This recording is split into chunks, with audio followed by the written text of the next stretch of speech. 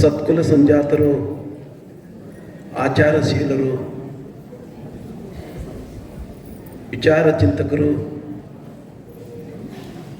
ಮನುಕುಲದ ಉದ್ಧಾರಕ್ಕಾಗಿ ಹಗಲಿರುಳು ನಮ್ಮೆಲ್ಲರ ಶ್ರೇಯೋಭಿವೃದ್ಧಿಗಾಗಿ ಶ್ರಮಿಸುತ್ತಿರುವಂಥ ಕಣ್ಣುಕುಪ್ಪಿ ಗವಿಮಠದ ಪೀಠಾಧ್ಯಕ್ಷರು ಆಗಿರುವಂಥ ಸರ್ಸ್ಥಲ ಬ್ರಹ್ಮ ನಾಲ್ವಡಿ ಶಾಂತಲಿಂಗ ಶಿವಾಚಾರ್ಯರನ್ನು ಅತ್ಯಂತ ಭಕ್ತಿಪೂರ್ವಕವಾಗಿ ಗೌರವದಿಂದ ನಮಿಸಿ, ಹಾಗೇನೇ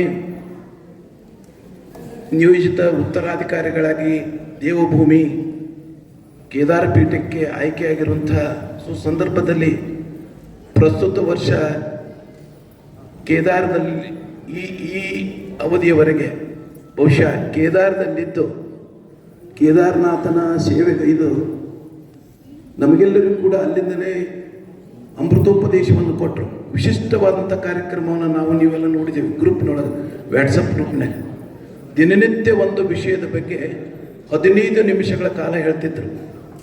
ನಾವು ಹೆಂಗೆ ಬದುಕೋದನ್ನು ಕಲಿಬೇಕು, ಹಿರಿಯರಾಗಿ ನಾವು ಯಾವ ರೀತಿ ಇರಬೇಕು, ಹಿರಿಯರ ಮಾತು ಕೇಳದಿದ್ದರೆ ಮಕ್ಕಳಿಗೆ ಯಾವ ಅಧೋಗತಿ ಆಗ್ತೈತಿ ಅಂತೇಳಿ, ಮಹಿಳೆಯರಿಗೆ ಗೌರವ ಕೊಡೋದಿರಬೇಕು, ಮಂತ್ರಸಿದ್ಧಿಯಿಂದ ಬಹುಶಃ ಮಂತ್ರ ಜಪದಿಂದ ಸಾವಿರಾರು ವರ್ಷಗಳ ಇತಿಹಾಸವನ್ನು, ಅದು ರಾಮಾಯಣ ಇರ್ಬೋದು, ಮಹಾಭಾರತ ಇರ್ಬೋದು, ಸಿದ್ಧಾಂತ ಶಿಖಾಮಣಿ ಇರ್ಬೋದು, ದೃಷ್ಟಾಂತಗಳನ್ನು ಕೊಟ್ಟು ಅವ್ರು ಹೆಂಗೆ ಜಯಶೀಲರಾದರು ಮಂತ್ರಶಕ್ತಿಯಿಂದ ಅನ್ನೋಂಥ ಮಾತನ್ನು ಕೂಡ ಹೇಳ್ಯಾರ.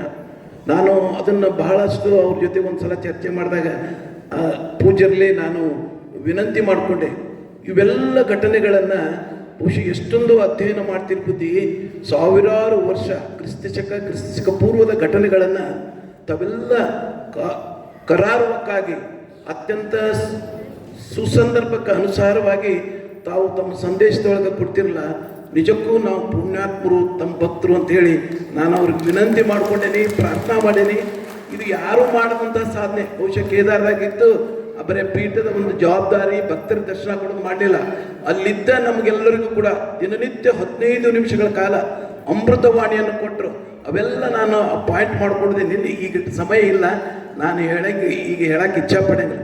ನಿಜಕ್ಕೂ ನಾವು ಪುಣ್ಯವಂತರು ಅಂತ, ಇಂಥ ಗುರುಗಳನ್ನು ಪಡೆದವರು ಅಂಥೇಳಿ ಹೇಳಲಿಕ್ಕೆ ನನಗೆ ತುಂಬ ಅಭಿಮಾನ ಮತ್ತು ಹೆಮ್ಮೆ ಅನ್ನಿಸ್ತದೆ.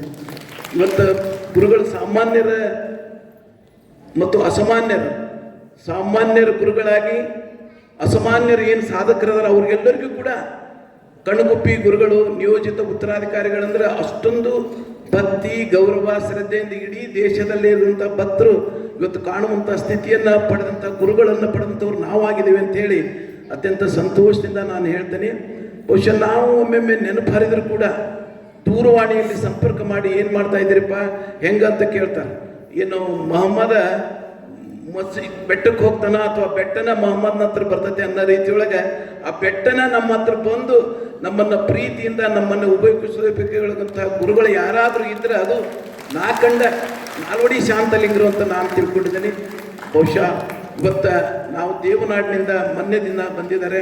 ನಾವೆಲ್ಲೂ ರೈತ ವರ್ಗ ಮಳೆ ಇಲ್ಲ ಅಂತ ಹೇಳಿದ್ವಿ. ಭಗೀರಥನ ರೂಪದೊಳಗೆ ನಾವು ಪ್ರಾರ್ಥನಾ ಮಾಡ್ತೀನಿ, ಅಜ್ಜ ಅವರು ಈ ನಾಡು ಸುಭಿಕ್ಷೆ ಆಗಲಿ, ಮಳೆ ಬೆಳೆ ಬರಲಿ.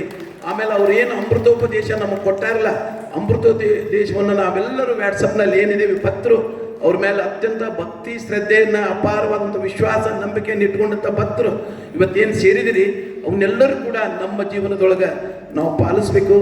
ನಾವು ಉತ್ತಮರಾಗಬೇಕು, ಒಳ್ಳೆಯವರಾಗಬೇಕು, ಒಳ್ಳೆಯ ಕೆಲಸ ಮಾಡಬೇಕು. ಅದಕ್ಕೆ ಗುರುಗಳ ಕೃಪಾ ಆಶೀರ್ವಾದ ಸದಾ ಇರ್ತೈತಿ ಅಂಥೇಳಿ ನಾನು ಈ ಸಂದರ್ಭದೊಳಗೆ ಹೇಳಿ, ನಾನು ಕೂಡ 2 ಮಾತನಾಡಲಿಕ್ಕೆ ಅವಕಾಶ ಕೊಟ್ಟಂಥ ಸಂಘಟಕರಿಗೆ, ಪೂಜ್ಯರ ಅತ್ಯಂತ ಪ್ರೀತಿ ವಿಶ್ವಾಸಕ್ಕೆ ದಿಂದ ನಾನು ಕಾಣುತ್ತಿರುವಂಥ ನಮ್ಮ ಗುರುಗಳಿಗೆ, ಆರಾಧ್ಯ ಗುರುಗಳಿಗೆ ನಾನು ಮತ್ತೊಮ್ಮೆ ಮಗದೊಮ್ಮೆ ಅತ್ಯಂತ ಭಕ್ತಿಪೂರ್ವಕವಾಗಿ ನಮಿಸಿ ನನ್ನ 2 ಮಾತುಗಳನ್ನು